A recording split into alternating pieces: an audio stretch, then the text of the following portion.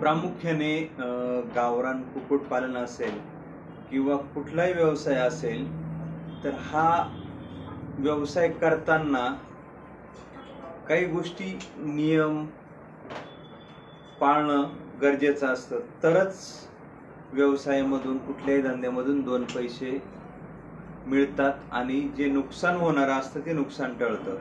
तर असंच आपण आज देवचंद बेडकर आवाज महाराष्ट्राच्या या चॅनेलवरती आजच्या व्हिडिओच्या माध्यमामधून गावरान कुक्कुट पाळताना कुठल्या गोष्टी किंवा कुठल्या चुका केल्या नाही पाहिजे, जेणेकरून मरतूक किंवा नुकसान आहे हे नुकसान आपल्याला टाळता येईल. तर आज आपण जाणून घेणार आहोत की ब्रूडिंगमध्ये कुठल्या गोष्टी आज केल्या नाही पाहिजे. म्हणजे आज उन्हाळा आहे, परत पावसाळा येईल, हिवाळा, तर ह्या तिन्ही ऋतूमध्ये ब्रूडिंगचा एक विशिष्ट पिरियड आणि विशिष्ट टेम्परेचर असतं आणि ते आपल्याला मेंटेन करावं लागतं.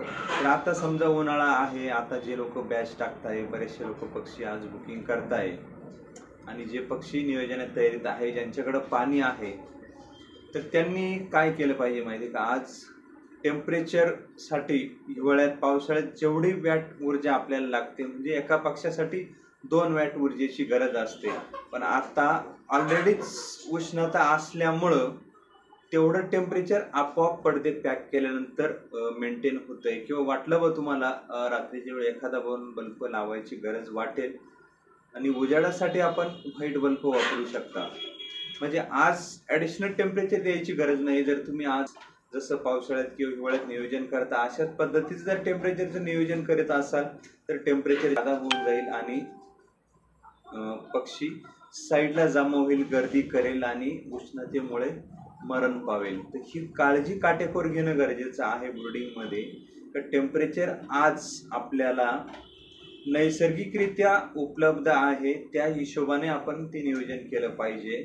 किंवा उगाचच 4-2 बल्ब जादा लावण्यात मजा नाही आहे, कारण टेम्परेचर जादा होईल. पक्षी फ्रीमध्ये खेळला पाहिजे. जी काही ब्रूडिंगची जागा आपण केलेली आहे, जो राऊंड आपण केलेला असेल, यामध्ये पक्षी स्वच्छंद फिरला पाहिजे, खेळला पाहिजे, आरामात बसला पाहिजे. म्हणजेच त्याला हवे ते वातावरण मॅच झालं तर 100% पक्षी रिलॅक्स राहील. पण जर टेम्परेचर जादा झालं तर मग पक्षी साईडला जमा होईल, उष्णतेनं मग साईडला जमा झाल्यानंतर बाजूला दाबेल. म्हणून याची काटेकोर काळजी आपल्याला घ्यायची. टेम्परेचर ऑलरेडी असल्यामुळं नॉर्मली टेम्परेचर त्याला जेवढं पाहिजे प्रमाणात 1-2 बल्बची गरज पडेल त्या प्रमाणात आपण द्यायचं आहे. दुसरा मुद्दा, पाणी. आज बहुतेक ठिकाणी पाण्याचा प्रश्न सतावत आहे. बाहेरून पाणी येतंय, टँकर चालू आहे, आपल्याकडं काही भागात पाणी नाहीये किंवा पाणी आहे पण साठवलेलं आहे. तर अजिबात साठवलेलं पाणी देण्याचा कोणीही प्रयत्न करू नका. जर पाण्यासाठी ऑप्शन नसेल, पाणी साठवलेलं असेल, तर पहिलं जंतुकीकरण आपण करून घेतलं पाहिजे. त्यासाठी ब्लिचिंग पावडर वापरली पाहिजे, इनोक्लिन सारख्या गोळ्या येतात त्या वापरल्या पाहिजे, किंवा पाण्यासाठी जीवन ड्रॉप वगैरे येतात, किंवा अजून पोल्ट्रीसाठी बरेचसे मेडिसिन उपलब्ध आहेत. तर त्याचं प्रमाण आणि त्या पद्धतीनं पाण्याचा pH वगैरे सगळ्या गोष्टी चेक करून घेणं गरजेचं आहे.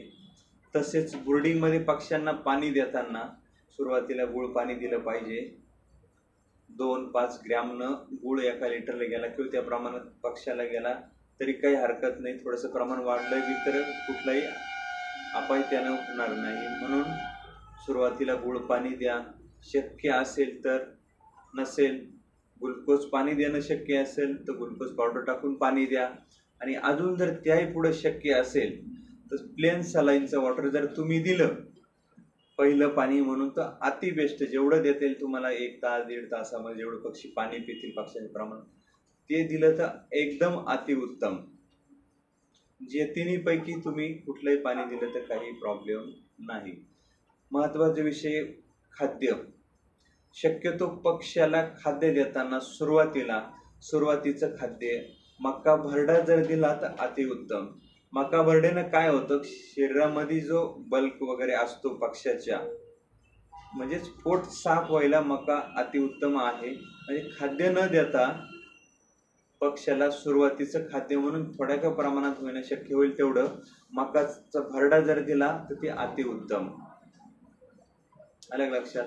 आणि ब्रूडिंग करताना आपण जो गोल राऊंड करतो किंवा पडदे वगैरे पॅकिंग धुवून फवारणी वगैरे या सगळ्या गोष्टी नियोजनबद्ध करून घेतल्या पाहिजे.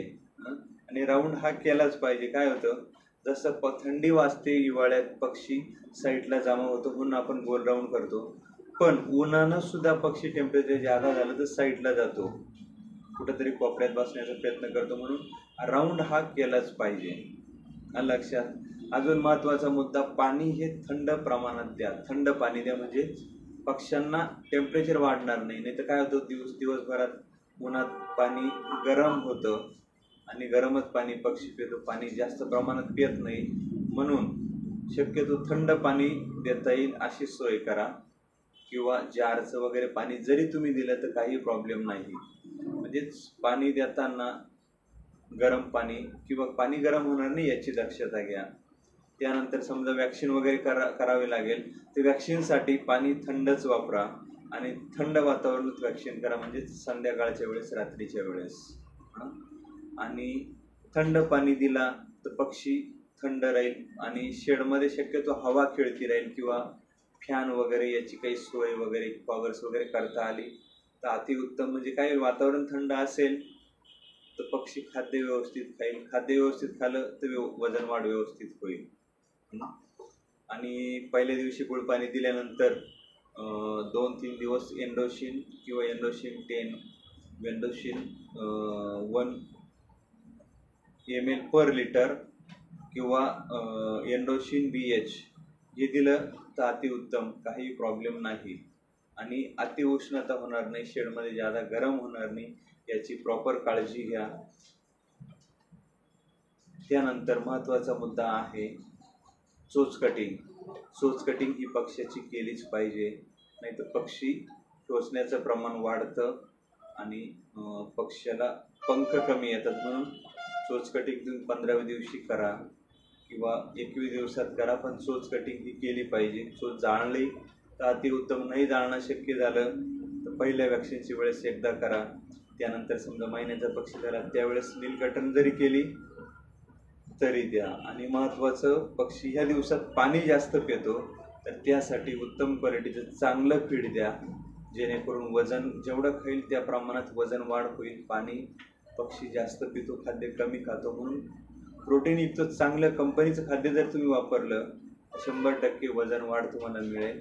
मका, तांदूळ, गहू, भरडा जरी तुम्हाला वापरायचा असेल तर शेवट वापरा, जेणेकरून पाऊस पडून वातावरण थोडं शांत होईल, टेम्परेचर कमी होईल त्यावेळेस वापरा. आता काय होतं, टेम्परेचर खूप आहे, पक्षी खूप प्रमाणापेक्षा जास्त पाणी पितोय आता आणि खाद्य कमी उचलतोय. त्याच्यात जर लो क्वालिटीचं खाद्य जर उचललं तर वजन येणार नाही. म्हणून शक्यतो फीडच वापरा, कारण फीड कन्झम्पशनच ऑलरेडी कमी आहे.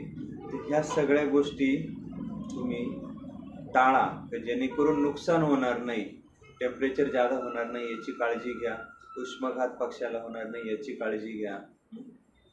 साठवणुकीचं पाणी द्यायला टाळाटाळ करा, साठवणुकीचं पाणी देऊ नका.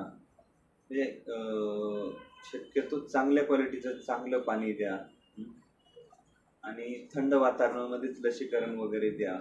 मेडिसिनसुद्धा शक्यतो रात्रीचंच पक्षी चांगलं पाणी पिईल त्या प्रमाणात द्या. पाणी गरम झालं तर मेडिसिनचा पॉवर कमी होईल. ज्या ज्या गोष्टी मी सांगितली या गोष्टी शक्यतो टाळा, जेणेकरून आपलं नुकसान होणार नाही, वजनवाढ कमी होणार नाही, मृत्यू होणार नाही याची काळजी घ्या. आणि बरेचसे लोक आता आखाड बुकिंगसाठी बुकिंग करताय, थोड्या पाण्यात का होईना पण आज ₹2 2-2.5 महिन्यानंतर आपल्याला उपलब्ध होतील शेतीसाठी, भांडवलासाठी.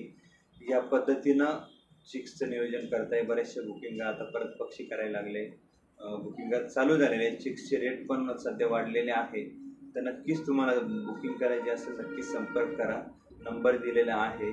अजून काही तुम्हाला मदत वगैरे लागली त्या पद्धतीनेही तुम्हाला सहकार्य केलं जाईल. चॅनलवरती जर नवीन असाल तर नक्कीच चॅनलला सबस्क्राईब करा, शेअर करा, लाईक करा. धन्यवाद. Thank you so much. जय हिंद, जय महाराष्ट्र.